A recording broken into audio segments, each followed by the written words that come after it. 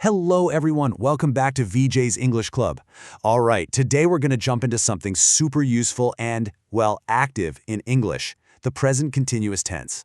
You know, this is the one we use for all the stuff happening right now. So, you ready to get started? Let's do this. Okay, first things first, check this out. We've got the incredible hero, Gajah right here on the screen. Wow, look at that power, that focus. So, here's my question for you. What is he doing? Come on, take a good look at the action. What's happening? You got it. He is training for a championship. Now, pay close attention to that phrase, is training. See how is and the ing on the end of train are like a team? They work together to tell us that this action is happening right now. It's still going on. All right, so how do we make these sentences ourselves? It's actually pretty easy once you know the formula. Let's break down how to build positive, negative, and question sentences. So here's our guide. It shows the three main ways we can use this tense. The first one is for saying what's happening. The second, well, that's for saying what's not happening. And the third is for asking questions. We're going to look at each one step by step. Okay, let's kick things off with the positive form. It's simple. First, you need your subject. You know, who or what is doing the action.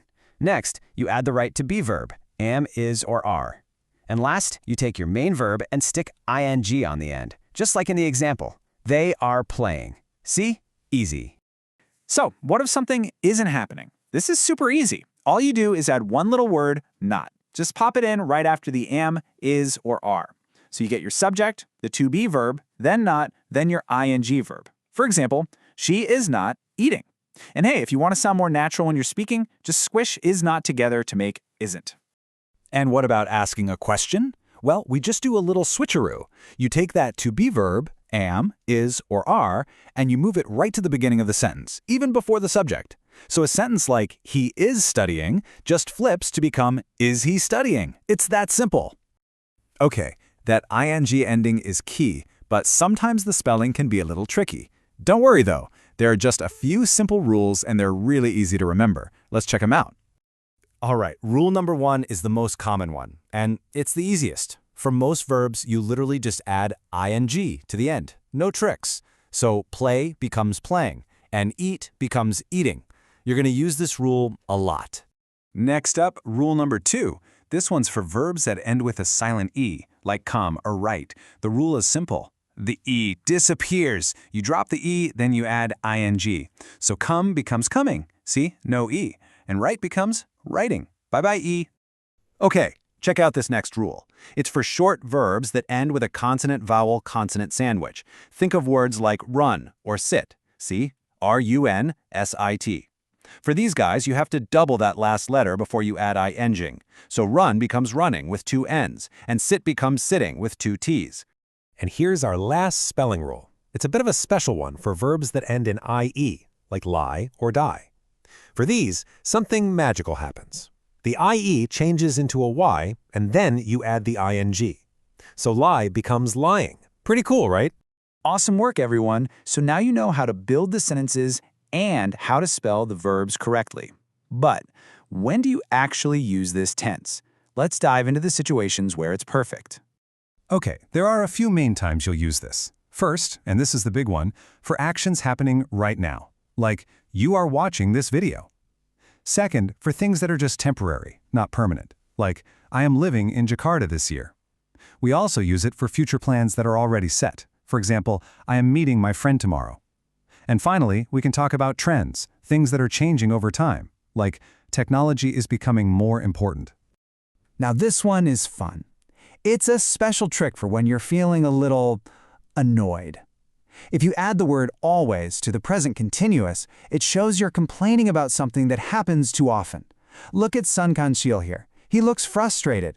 He might be thinking, my friend is always borrowing my pencils and never giving them back. Okay, listen up because this is a pro tip. This is one of those rules that will make your English sound so much more natural. We've got to talk about a special kind of verb, the stative verb. So what exactly is a stative verb? Well, think about it like this. Some verbs are for doing things, like run or jump, but stative verbs are for being things.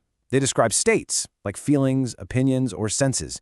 And here's the big rule. Because they're not actions, We almost never, ever use them with ing. Here's a perfect example. Love is a feeling, right? It's a state of being, not something you're actively doing. So it's a big mistake to say, I am loving this music. Nope. The correct and natural way is just, I love this music. Much better. And here are some of the most common stative verbs you'll see. Things like love, hate, like, want, need. A lot of feelings and thoughts. Also know, believe, understand. These are all about what's happening in your head, not with your body. Getting to know this list is a real game changer. Okay, wow, we have covered a lot today, and you're all doing an incredible job. So, it's mission time. Before we send you off to practice, let's have a super quick review of the main ideas. All right, here are the 3 things you absolutely need to remember. 1. For actions happening now, it's always am, is, or are, plus your verb with ing. 2. Don't forget those spelling rules we talked about. And 3. Our super important pro tip. No ing with stative verbs like, love, or know. And I want you to always remember this. Practice makes progress. It's not about being perfect right away. It's about getting a little bit better every single day. Seriously, you are all doing such a great job. And that wraps it up for the present continuous tense. Thank you so much for joining me here at VJ's English Club. The most important thing now is to keep practicing every day. I know you can do this. I'll see you in the next one.